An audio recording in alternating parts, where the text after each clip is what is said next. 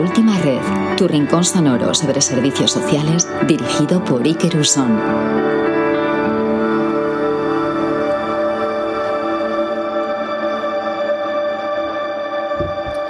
Muy buenas, Elena.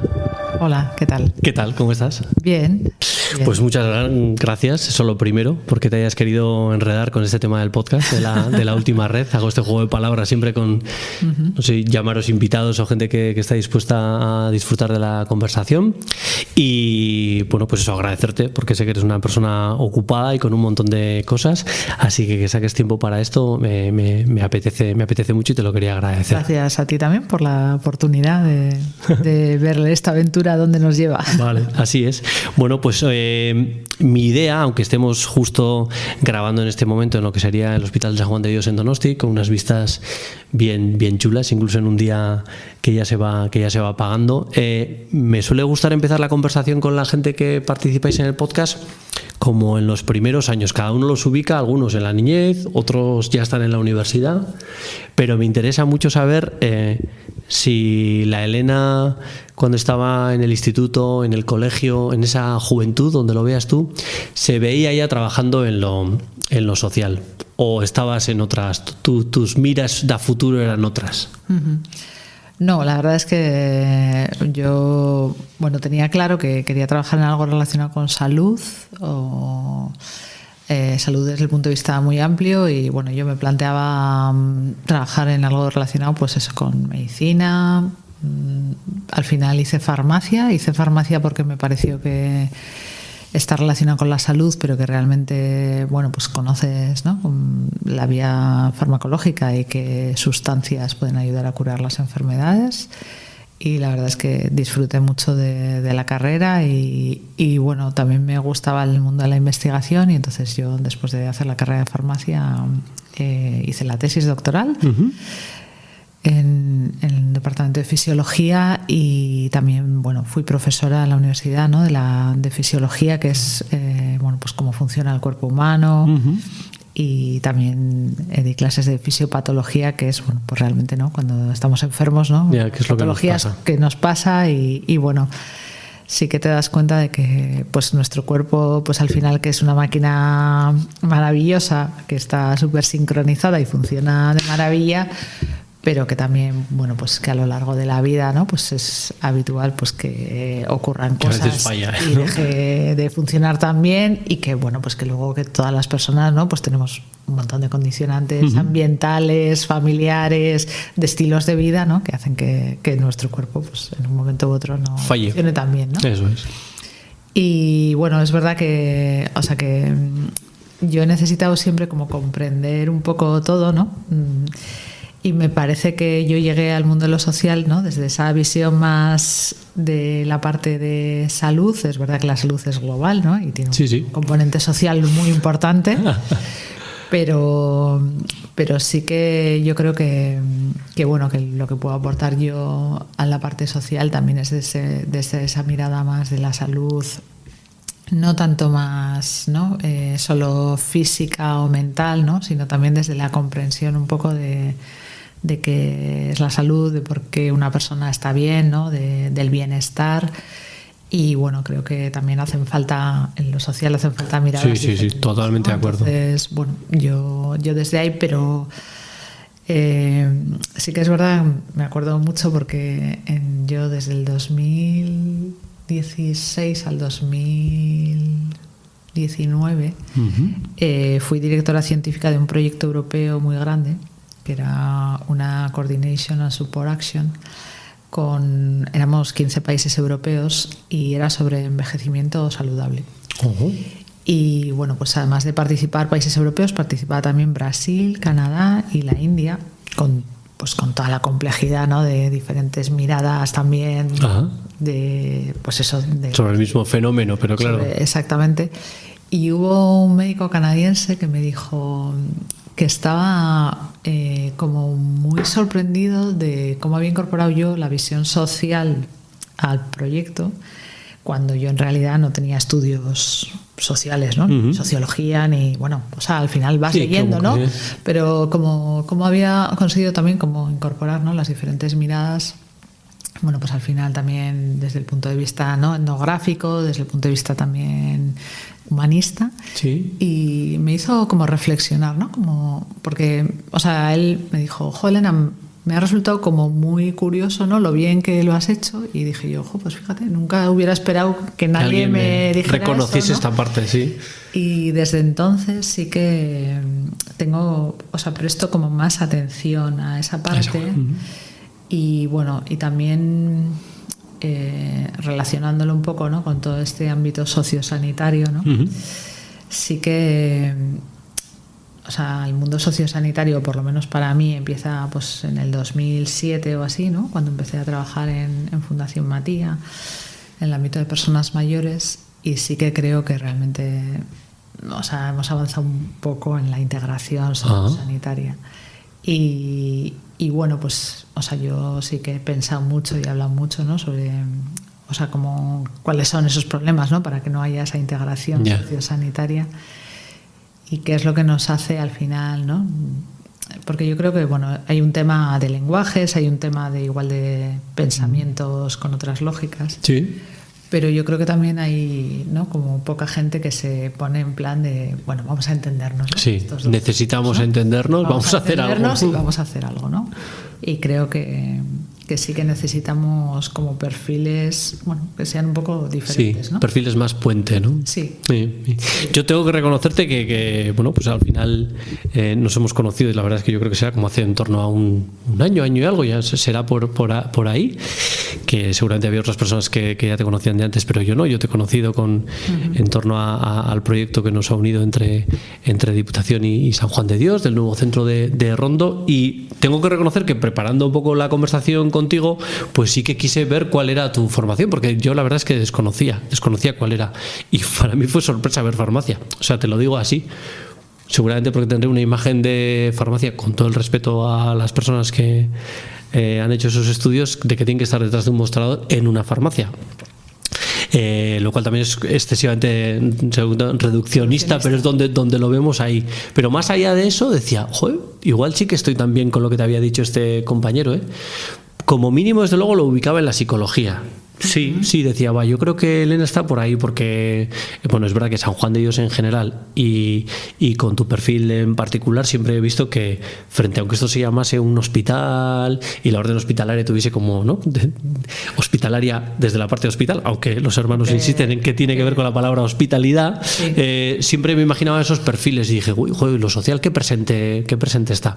Así que es verdad, yo igual también es verdad que compañeras o amigas que estudiaron farmacia en su momento pues han acabado en farmacias, lo cual no sé si tú lo has vivido así, parece una tontería, pero a mí siempre me ha parecido, digo, tengo la sensación de que gente que era muy buena estudiante, que había que ser un estudiante muy aplicado, que era una carrera nada sencilla, muy dura. Yo veía al menos los tochos que la gente se tenía que estudiar y me da que en lo social íbamos ahí varias asignaturas en ese mismo tocho, y que luego a veces tiene como poco reconocimiento en la vida laboral de ciertas personas. Claro, veo tu trayectoria y digo, pues sí, pero no sé si a ti te ha pasado con otras personas que estudiaron contigo, o tienes como esa percepción, porque hay otras carreras donde parece que, no sé, químicos y físicos, farmacia, y parece como que, perdona, ¿no? Pero... A ver, yo creo que hay muchas personas que estudian farmacia que sus padres o sus familias ya tienen una farmacia, y entonces, ¿no?, parece que la estudian como para seguir la saga, hay, ¿no?, poco margen ahí de... Entonces ya ellas van como encaminadas a eso, ¿no? Pero yo sí creo que la carrera de farmacia, o sea, sí que te da una base muy amplia para entender, pues eso, ¿no? Cómo funciona, ¿no?, el cuerpo humano. Bueno, hay una parte enorme de botánica, claro, hay una parte enorme de entender, ¿no?, también los ecosistemas, y entonces sí que es una visión como muy amplia que luego te permite especializarte, pero claro, hay muchas personas que lo que quieren es ir a una oficina de farmacia o a una farmacia hospitalaria también. Ajá. Y desde ahí, bueno, pues también se hace una labor importante, y ahora más porque se está incluyendo ya la parte comunitaria, ¿no? Eso es. Y claro, pues hacer un acompañamiento a todas las personas ciudadanas, ¿no?, que pueden ir a una farmacia, a que lleven bien su tratamiento, y a hacer una parte de educación, ¿no?, de la salud que pueden hacer los farmacéuticos, es fundamental. Entonces, yo creo que hay mucha gente, ¿no?, que también hace como un reduccionismo de la labor o del trabajo que hacen los farmacéuticos en la oficina de farmacia. Sí, es lo que ven también, de atención al público, sí. y estoy ahí, ¿no? Sí. Bueno, seguramente igual no le ayuda que el nombre de la tienda o del establecimiento y el de la propia disciplina sean la misma. Seguramente si se llamase ciencias de todo esto que me has contado, pues seguramente tendría... decías lo de la salud, ¿era porque en tu familia había predisposición a eso? Digo, porque por ejemplo en la mía, pues yo siempre he tenido bastante claro que me ha tirado lo social, pero en mi familia eran currelas, quiero decir, currelas con los estudios que habían podido tener, pero gente trabajadora, obrera del sector industrial, con lo cual sonaba raro que a mí me hubiese dado pues por estudiar políticas, luego trabajo social. Entonces yo lo ubico en el colegio, que me abre esas ventanas. No sé si las ventanas hacia la salud te las abrió alguien, te llegó a ti. Bueno, mis padres también eran, o sea, currelas. Es verdad que mi madre había sido como enfermera de un dentista y mi padre también había estado en esa rama, pero yo no tuve ninguna inclinación desde pequeña a orientarme ahí, ni he tenido a nadie en la familia así, ¿eh? De hecho, bueno, pues, o sea, yo fui a la universidad porque quise, mis padres me facilitaron, pero tampoco tuve ninguna obligación, ¿eh? No me sentí tampoco obligada, ¿eh? Ajá. Yo he tenido suerte de que para mí aprender ha sido divertido, o sea, a mí sencillo, me gusta. Eso es, a mí me gusta, soy curiosa, soy una persona curiosa y me gustan muchas cosas. Entonces, no solo me gustan cosas de mi disciplina, sino me gustan de muchas cosas. Y yo, bueno, pues voy a decir que he tenido facilidad y he tenido curiosidad, y ahora todavía pues me siguen gustando, ¿eh? Yo todos los años estudio algo nuevo, algo que me suponga un reto también, diferente, o sea, que me haga esforzarme. Claro. Porque si no, pues te vas, ¿no? Sí, te vas como... Y luego, a ver, yo creo que hoy en día también... Antes no, era como que tú estabas en tu ámbito, para mí, ¿no? Y era como que tenías que saber de tu ámbito y podías mantenerte ahí, pues casi como toda la vida en ese ámbito, ¿no? Ahora es verdad que cada vez... Todo es mucho más ecléptico en ese sentido, te puedes mover. Y también, ¿no?, como que te pide tu ámbito, a nada que seas una persona un poco movida, ¿no?, inquieta, sí. Pues aprender de otro tipo de disciplinas que dices, bueno, pues no sé, pues ¿por qué no? Esto también, ¿no?, me viene bien para entender mi carrera. Esto, o sea, bueno, no sé, ahora no todo avanza muchísimo, o sea, yo procuro estar al día de leer lo que va saliendo, pero claro, hoy en día el avance es tan rápido. El acceso al conocimiento también es tal que antes seguramente entonces, ya no solo es un idioma, son muchos idiomas, mucha gente investigando, el acceso es global. Por ejemplo, no sé, ¿no?, pues los últimos años antes de empezar en San Juan de Dios, ¿no?, que he trabajado en Médicos del Mundo, pues eso, todo el tema de la salud global, ¿no? La salud global ahora es una disciplina enorme. Que claro, ahora, bueno, pues últimamente nos centramos como en la pandemia, pero la salud global es mucho más que la pandemia, ¿eh? O las pandemias. Sí. O todo aquel tipo de, bueno, pues de indicadores de salud y de estado de poblaciones, ¿no? Pero es que hoy en día hay tanto por leer, ¿no? O bueno, pues eso, pues todo el avance que ha tenido la genética. Y ahora ya no solo la genética, ¿no?, la epigenética, ahora ya estamos en la metabolómica, en la nutrigenómica, o sea, hay... Inventando términos también, ¿no?, para crear las áreas de conocimiento que surgen. Y luego, bueno, pues la interrelación con otras disciplinas, ¿no?, porque claro, dices, bueno, muy bien la parte esta de la salud, ¿no?, la parte biomédica, si quieres. Pero claro, luego hay una parte también súper importante de, pues eso, de que el tema social, ¿no?, influye tanto muchísimo o más en la salud que tiene una persona, ¿no? Los indicadores en la inteligencia emocional, o sea, fíjate, ¿no? Malas emociones mismo. Antes era como que no existían o existían igual para un pequeño grupo de personas que las estudiaban. Pero ahora, ¿no?, toda la inteligencia emocional abre ahí un ámbito enorme que influye en la salud, que influye, ¿no?, en nuestra respuesta diaria, en nuestro desempeño laboral, en nuestro, ¿no?, cómo nos sentimos. Y claro, pues eso, a la hora de gestionar personas, ¿no? Pues tú antes dices, bueno, pues tú antes nada, era como, ¿no? Sí, cada uno su tarea, sus funciones, una jerarquía, ¿no? y las emociones está, pues ¿no? ya está, se quedaban en la puerta o en el cuerpo de cada uno. En la puerta las de fuera y en el cuerpo las que tenga cada uno en su momento. Y ahora no. Claro. Es así, ¿no? Ahora, sí. O sea, Sí, parece como muy obvio, pero intentamos tenerlas en cuenta. Estás escuchando La Última Red, tu podcast sobre servicios sociales con la colaboración de Riquí de Ikastetxea.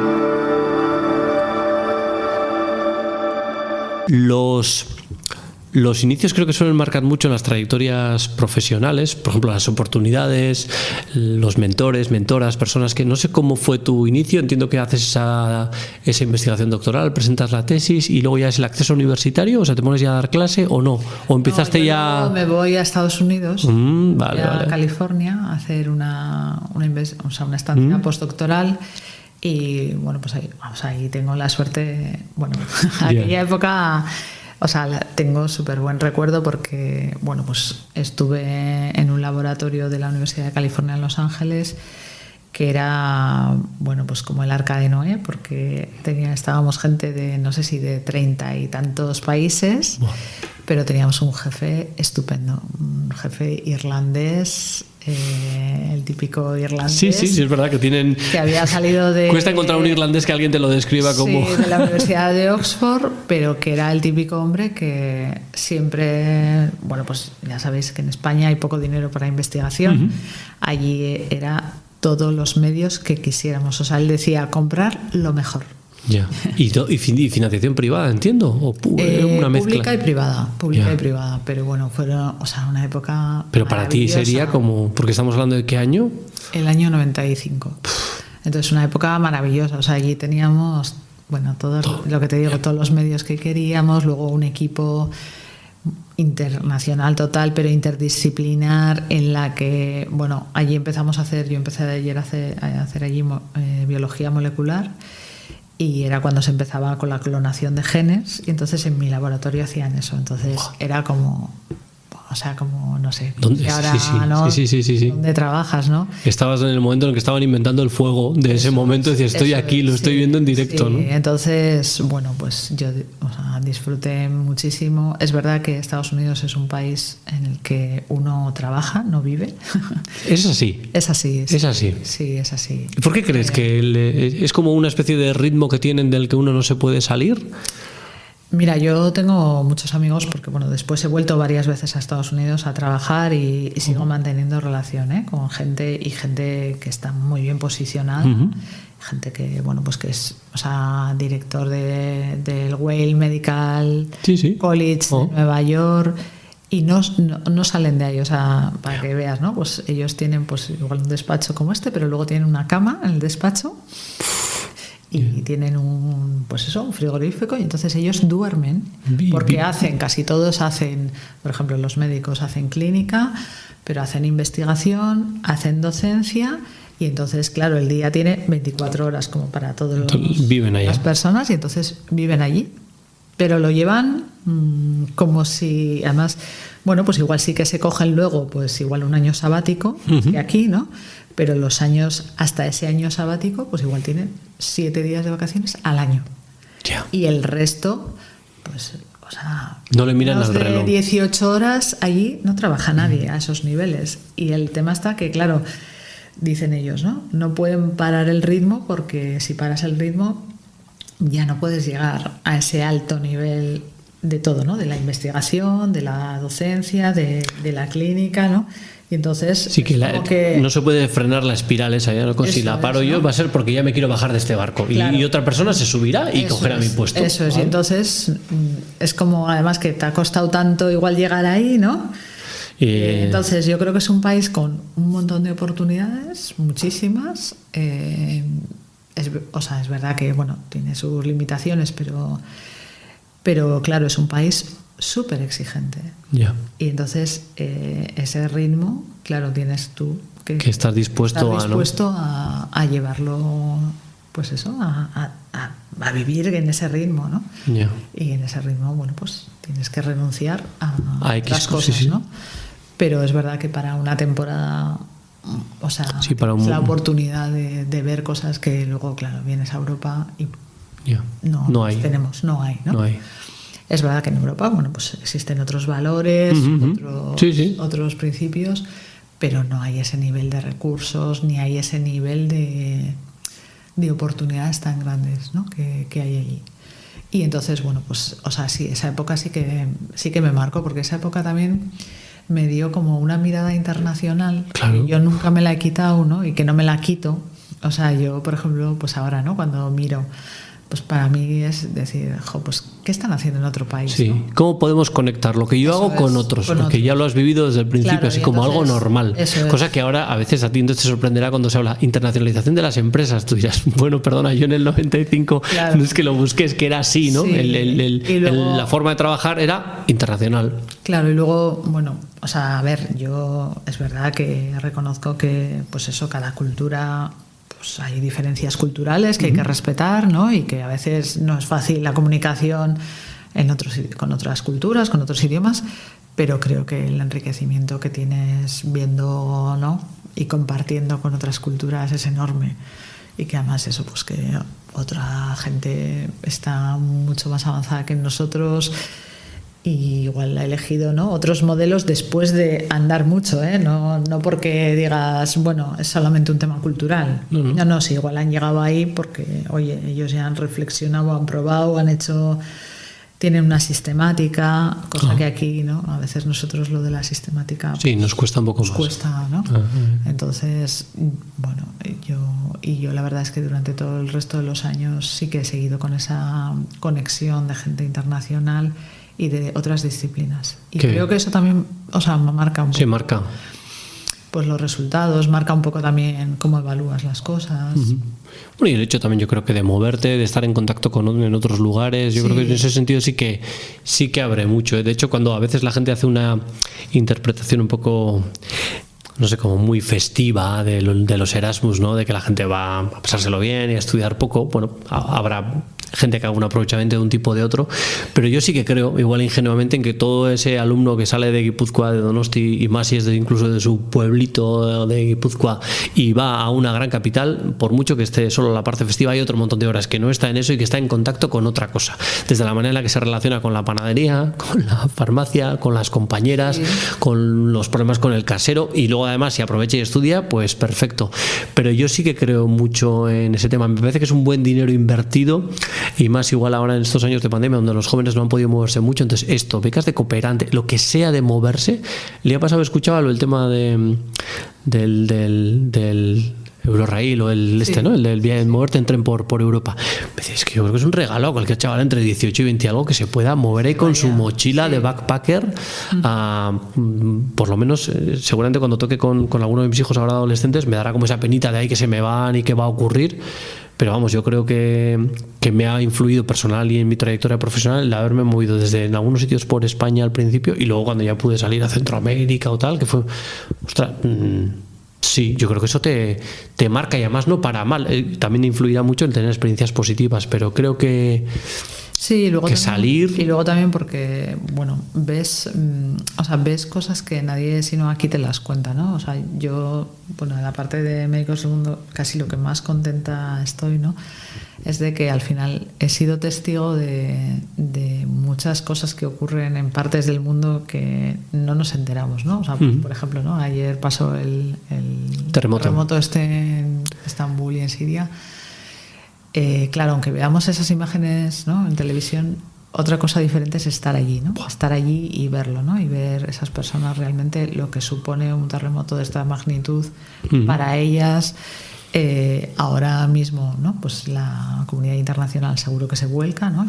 Están enviando ya muchísima gente, ya hay gobiernos ya están enviando, ¿no? Equipos de salvamento, pero claro, ya por ejemplo, ¿no? En Siria eso ya viene después de más de 10 años de una guerra. Sí, donde igual no sabemos si lo pasásemos a terremotos, igual ya han sufrido varios de esos. Claro, ¿no? Entonces, o sea, estaban en una escala Richter de 6 todos los días. Otra cosa es que ayer hubiese uno, ¿no? De no sé cuánto, exactamente, ¿no? Y esa, ¿no? Y poder hablar con esas personas, ¿no? Que te cuenten cómo viven su vida, ¿no? Que te cuenten exactamente pues eso, ¿no? Yo estaba en Siria, por ejemplo, ¿no? Pues es que en Siria, por ejemplo, la realidad es que hace mucho ya que no hay, por ejemplo, medicamentos para niños. No los hay. No hay. Entonces, bueno, ni aunque trates de importarlos es muy difícil, y entonces los niños sirios, el que puede, está tomando medicamentos de adultos ajustados, ¿no?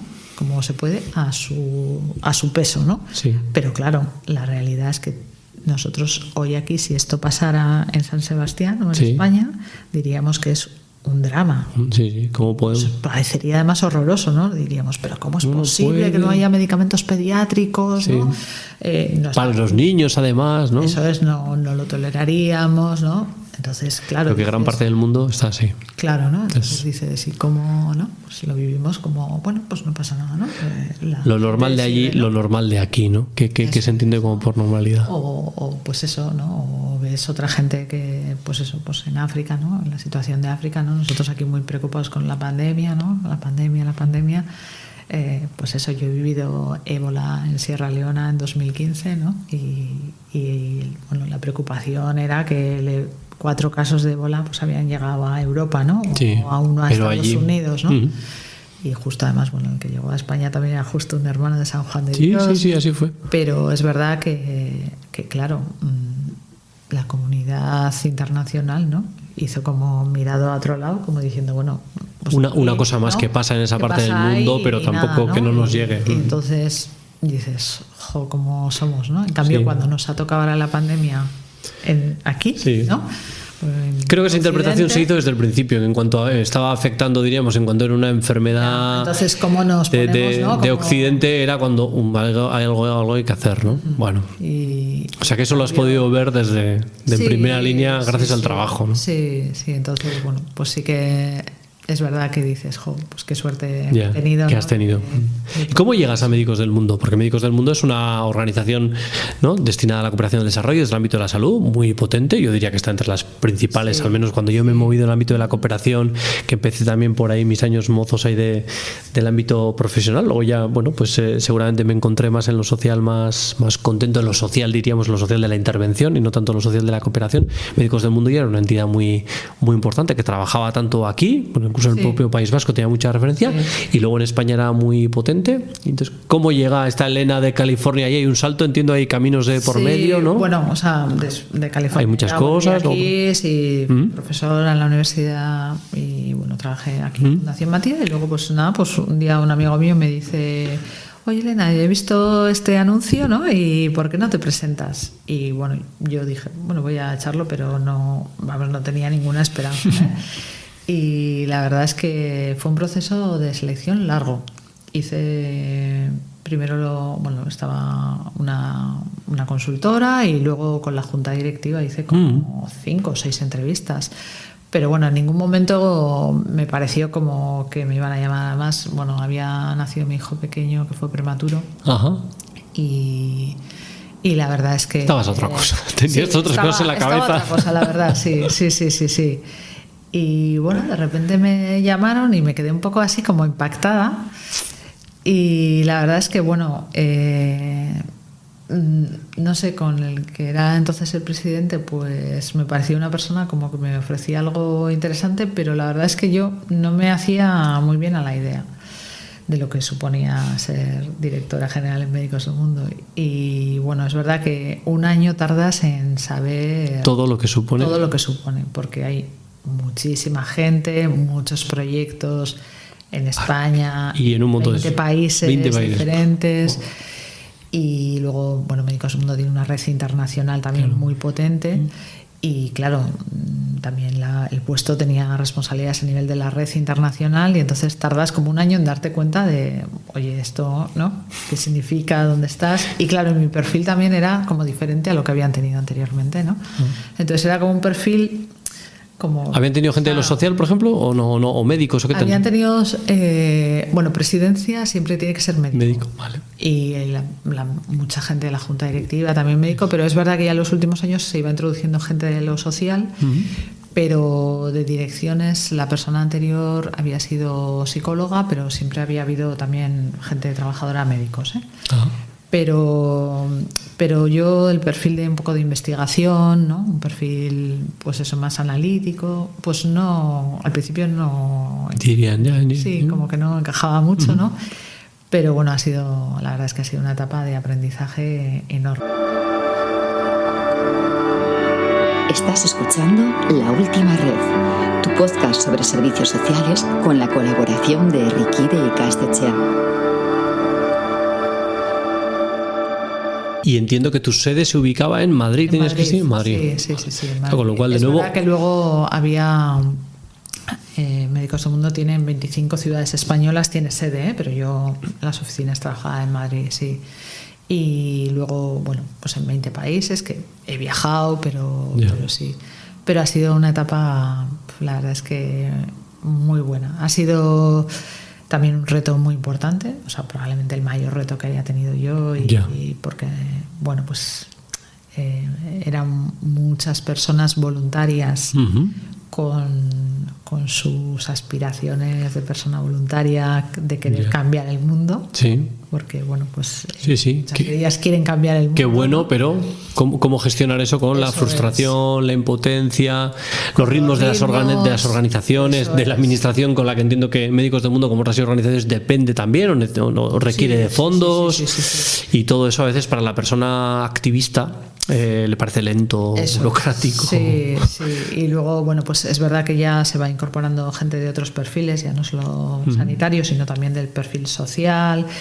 Y bueno, pues ahí también, pues ahí es lo que te decía antes, ¿no? Ese encajar sociosanitario que a veces es difícil porque bueno, pues son, pues eso, como mundos diferentes, ¿no?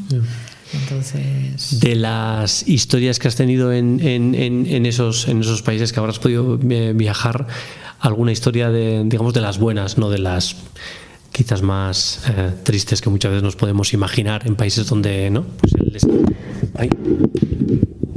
el ruido, el ruido, no el ruido el que he generado, digo que en esos países a veces pensamos siempre, ¿no?, que ocurre todo lo peor, entonces no estoy buscando tanto eso, sino justo lo contrario, ¿no?, que digas, pues me he encontrado con muchos proyectos donde dices, he podido ver cambios, evoluciones, personas a las que creo que hemos ayudado a mejorar. No sé si te viene alguna que digas, pues esta me marcó. Yo señalaría como dos. Mira, en África, bueno, en todos los países de África, o sea, yo creo que a pesar de que no tienen muy pocas cosas, la gente africana es feliz, o sea, tienen como muy asumido, ¿no?, que viven allí, que tienen lo que tienen y que, bueno, pues que con ello tienen que vivir. Y entonces, bueno, pues tengo, o sea, muchos recuerdos de muchas cosas exitosas, de, pues eso, desde montar un hospital de ébola, con lo complicado que era el ébola, y bueno, pues gente que se curaba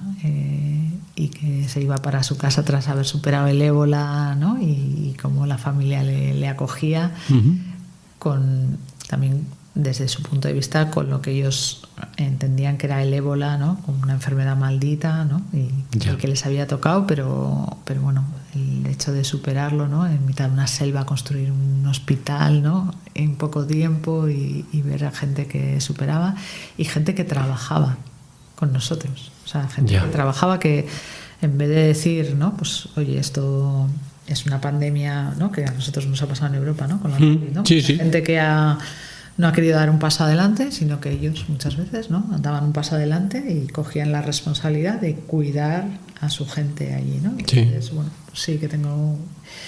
Y luego también, por ejemplo, tengo mucho respeto a, pues por ejemplo, en Bolivia, ¿no?, a la gente de Médicos Mundo Bolivia, porque, bueno, pues al final, ¿cómo se entiende la salud, ¿no?, salud universal y la cobertura de salud universal, que sabes que es un temazo? Claro. Bueno, pues sí, el modelo tiene que ser público, privado, la provisión de servicios. Gente, o sea, de Médicos del Mundo boliviana, súper potente en el plano intelectual, en el plano de tener un debate, ¿no?, de cómo tiene que ser esa cobertura de salud.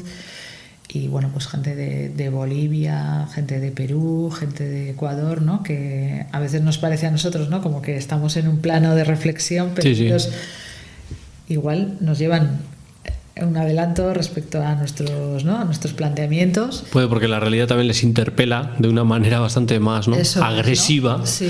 que a la nuestra. Y gente, o sea, también como muy respetuosa, muy cercana, pero a la vez muy respetuosa, pero con con un discurso intelectual muy potente.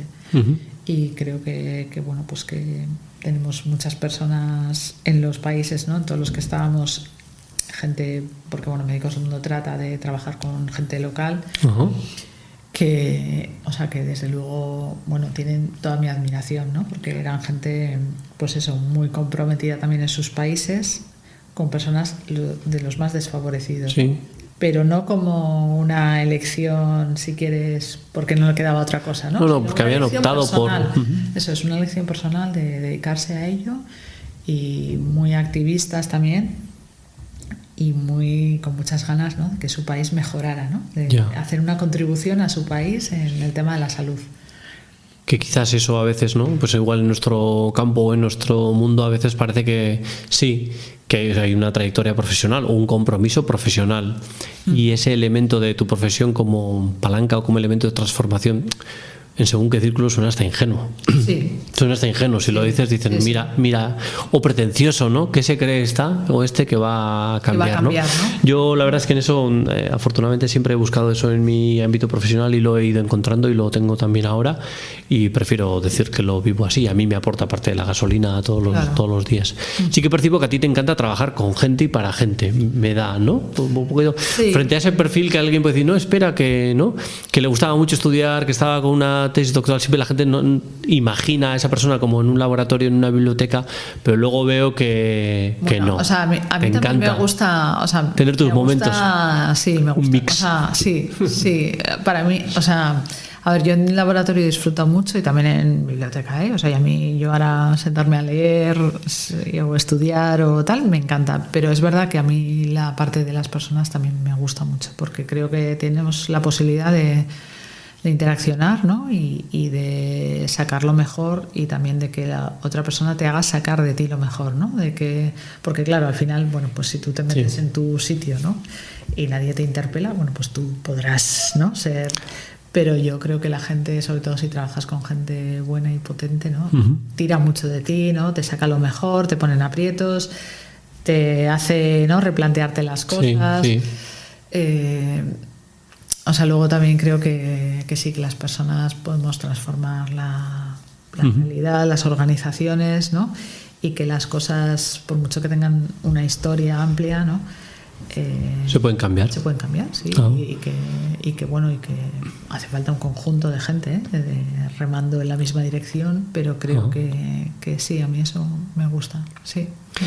Y luego llega entiendo que el salto de Médicos del Mundo es a San Juan de Dios, donde estás ahora. Para que también la gente lo ubique, sería la gerencia de San Juan de Dios en lo que es Guipúzcoa, por ubicarlo yo bien. Eso es, ¿no? Sí. Vale. Que supone San Sebastián y Mondragón, a Arrasate, donde la gente seguramente ubicará también mucho a todo lo que tiene que ver con el histórico, ¿no? Desde el siglo XIX, la presencia de la orden hospitalaria. Antes de entrar a lo que es el propio San Juan de Dios, para los que no tengan la suerte de poder conocer todo lo que supone en muchos campos, ¿no? De esa hospitalidad, no solo de hospitales. ¿Cómo llega Elena ahí? ¿Estabas también ya en búsqueda? ¿Se acababa un ciclo en Médicos del Mundo o no? ¿Fue otro amigo el que te dijo, manda un currículum? No, yo creo que sí, que se estaba acabando un ciclo. Sí. Sí, creo que se estaba acabando un ciclo, y bueno, coincide que estaban buscando a alguien, y bueno, pues entré en un proceso de selección. Otra vez, ¿no? Dices, aquí estoy, ¿no? Sí. Pero bueno, por una parte también me apetecía volver a San Sebastián, ¿no? Mis padres también ya se están haciendo mayores, y está bien, ¿no? El estar más cerca para cuidarles, para acompañarles, porque bueno, pues al final, ¿no? Te das cuenta que la vida pasa rapidísimo, ¿no? Y así como mis hijos lo ves pasar más rápido, porque crecen a una velocidad, pero no tienes como esa sensación de que se va a acabar, pero igual sí que la tengo con mis padres, ¿no? Sí. La tengo como, y además como que les vas viendo, así como a los hijos vas viendo que cada vez van siendo más autónomos, más fuertes, más, ¿no? Ellos líderes de su vida, que también necesitan de ti, por supuesto, pero bueno, tú les vas viendo, pero en cambio en tus padres, ¿no? Pues vas viendo que cada vez están más frágiles y necesitan más de tu cuidado y tu cercanía, ¿no? Ajá. Y entonces, bueno, pues decido que quiero estar ahora aquí más cerca de ellos, y también, bueno, con otra posibilidad también de dedicarme más tiempo a ellos, ¿no? Y también porque creo que bueno, que a veces hace falta como, ¿no?, coger un poco de distancia y decir, bueno, a ver, esto, ¿no?, como es, ¿no?, qué ha pasado, porque a veces, ¿no?, pues en un ritmo a veces frenético, ¿no?, el análisis. No tienes tiempo para mirar nunca. Claro, el análisis que haces es diferente, ¿no? Entonces, bueno, pues nada. ¿Sabías algo de San Juan de Dios? Sí, igual había sido una entidad que no te sonaba como ciudadana, o no habías colaborado, conocías algo. Nada. No, me como el resto, como ciudadana, sí, conocía un poco la actividad que hacían, porque bueno, es verdad que es conocida, sí, y bueno, y conocía la parte de hospitales y conocía menos la parte social, pero es verdad que la parte social también es una parte potente, que igual es menos conocida. Eso es, sí, yo creo que eso me ha ocurrido a mí también, la verdad. Pero la parte social también, o sea, es una organización potente, también con un nivel de reflexión sobre la parte social, pues yo creo que muy fuerte, y también con gente muy preparada y con gente que desde luego, bueno, merece la pena y tiene mucho conocimiento, ¿eh? Entonces, bueno, cuando me incorporo pues a lo que son los hospitales de salud mental. Bueno, sí que hay gente que me ha dicho, bueno, ¿y por qué salud mental, no? Es verdad que yo la parte de salud mental, bueno, mi tesis sí que la hago con una parte de salud mental, y luego también, bueno, pues he trabajado en el tema de demencia, deterioros cognitivos, y también, bueno, pues en la parte de Médicos del Mundo sí que hay una parte de cualquier crisis, ¿no?, que afecta a la salud mental, ¿no? De otra manera, pero... Y bueno, pues a mí el cerebro siempre me ha parecido que es un órgano misterioso, ¿no? Del que conocemos muchas cosas, pero otras no. Y bueno, me parece un reto muy interesante, ¿no? Y luego, bueno, pues sí que no conocía mucho, pero bueno, sí que me parecía como un reto interesante. Y luego, bueno, cuando llegué justo, pues estaba en fase de diseño el proyecto de Errondo Gurechea. Eso es. Y entonces, bueno, pues enseguida me pareció como, qué suerte he tenido, qué bien, ¿no? que entro en este momento. Que entro en este momento, que está en fase de diseño con mucho avanzado, pero también qué suerte que vamos a abrir haciendo, ¿no? Y teniendo tiempo para, pues eso, debatir el proyecto, pensar bien qué queríamos que fuera, ¿no? Y bueno, construirlo entre varias partes, ¿no? Que me parece que al final, ¿no?, es mucho mejor que no que te concedan un proyecto y que esto es lo que tienes que hacer, y ya está, y no hay más. Estamos hablando de Errondo Gurechea, que sería el nombre que recibe pues un centro de atención a personas de exclusión social, que Diputación necesitaba también crear, que tuvo la suerte de encontrarse con que los hermanos de la Orden estaban dispuestos a hacer parte del espacio y a comprometerse desde el principio en el proyecto. Entiendo que no era la primera vez que te acercabas al mundo de la exclusión, ya en Médicos del Mundo tocaba esa parte, ¿no? Porque yo creo que es una organización que no solo está en la cooperación al desarrollo, sino que aquí ya... Sí, en Médicos del Mundo tiene muchos proyectos para personas sin hogar, para personas excluidas socialmente por muchas otras causas. Médicos del Mundo también es una organización que trabaja mucho el tema de las mujeres en situación de exclusión, con una mirada muy relacionada con un enfoque de género muy potente. Y bueno, pues, o sea, sí que hay muchas características de Errondo Gurechea que yo había trabajado anteriormente. Y bueno, pues el tema de la salud mental también, ¿no?, tiene un componente importante, no solo en Errondo, sino en todo lo que tiene que ver con este hospital, teniendo en cuenta que la salud mental tiene un componente social, ¿no?, y de exclusión también importante. Con el tema de la exclusión social, ¿dónde ves que tenemos, de lo que estás viendo ya de las personas que estamos atendiendo en Errondo, de lo que vamos hablando, qué cuestiones igual más te han sorprendido cuando te has acercado, que has dicho, uy, aquí sí que tenemos un reto gordo, que yo creía que esto estaba más encaminado? ¿Dónde crees que en los siguientes años tenemos que, ya no solo como Errondo, que evidentemente es un centro que aspira a ser, ¿no?, de referencia en la atención, sino de lo que vas viendo en la atención de la exclusión social a nivel de Guipúzcoa? A ver, pues sobre todo dos cosas, ¿no? O sea, yo creo que el tema de la exclusión social va unido muchas veces, ¿no?, al tema de consumos o de adicciones, ¿no? Que, bueno, cada vez las adicciones pueden ser también a cosas diferentes, ¿no? Y un poco, ¿no?, al final, o sea, porque una persona, o sea, entender bien, ¿no?, por qué una persona llega a ese punto y por qué eso le condiciona a la vez la exclusión social, y por qué no somos capaces, ¿no?, como de hacer como planes más personalizados para esa persona que igual pues tiene una suma de varios elementos en los que dices, bueno, ¿qué haría falta como trabajar primero para luego ir construyendo bajo una base que le permita como ir afianzando los pasos que va dando, ¿no?, en la salida de esa exclusión social, ¿no?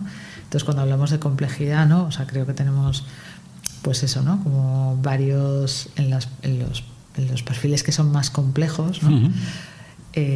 Yo creo que a veces, ¿no?, intentamos como atacar varios frentes a la vez, ¿no?, y quizá pues no, hay que ir como más pensando como más uno a uno, y claro, no va a ser una solución para todas las personas igual, sino que tiene mucho que ver con la historia de esa persona, con su entorno, con qué posibilidades tiene, porque tenemos personas muy jóvenes, que están en una situación de exclusión social grave y que tienen muchos años por delante en las que, claro, realmente, ¿no?, necesitamos solucionar eso lo antes posible y darles una posibilidad de un futuro, ¿no? Pero a veces creo que intentamos, ¿no?, como hacer muchas cosas a la vez con ellos, ¿no?, pero no, es como que no atamos bien los pasos, ¿no? O sea, es como si tenemos que subir al Everest, ¿no? Yo digo, tenemos que subir al Everest para que esa persona deje esta situación tan compleja, ¿no? Pero, o sea, cuando tú subes al Everest, ¿no?, hay como ciertas cosas que son básicas y no puedes, por ejemplo, no puedes ir al campo 2 si antes no has pasado por el campo 1 y te has aclimatado en el campo 1. Y entonces a veces nosotros queremos llegar a la cima, ¿no?, con todo a la vez, ¿no? Y entonces tenemos el Sherpa, la botella de oxígeno, todo. O sea, es como que desplegamos de manera como muy intensa, rápida, un montón de cosas, pero claro, es que igual todavía lo que necesitamos es, oye, perdona, antes de empezarnos a ir al campo 1, ir asentando, ¿no? Y igual esta persona pues no puede subir al Everest este año, porque igual bastante es con que estemos en el campo 1 asentando cosas, ¿no? Y luego, por otra parte, o sea, y eso me parece que somos los propios profesionales los que como que tenemos que entender bien cuál es el proceso de exclusión de esa persona. Que a veces también, pues, o sea, no todo es leer informes, ¿no? No. No todo es como leer los informes con los que viene la persona y ya está, ¿no? Y venga, ya nos ponemos le hacemos un plan, un PAP. Que nos diga todo que sí y ya está. Y empezamos con el tucutú, ¿no? O sea, yo creo que... Porque, claro, al final lo que quieres es revertir una situación, o sea, que está... Algunos de ellos está, o sea, muy marcada desde hace muchos años, que es multiestructural. Y de la que no siempre son conscientes, y lo cual también... Y luego también, o sea, que al final decimos que queremos hacer el proceso con la persona, pero elegimos muchas veces los profesionales, ¿no? Elegimos el camino que va a hacer y entonces no le dejamos tampoco elegir, ¿no? Y bueno, pues en todo este tema de reducción de daños, de acomodar las exigencias, de ver qué pedimos, de entender los tiempos.